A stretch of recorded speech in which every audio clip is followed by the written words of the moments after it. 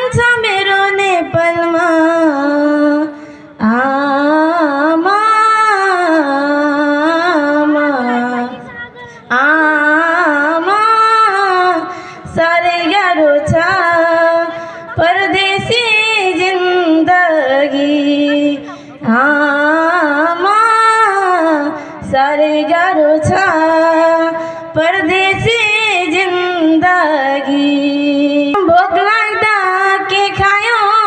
भन्ने उनी कहाँ छिन् चोट लाग्दा के भयो सोध्ने उनी कहाँ छिन् मरिसाउँदा फका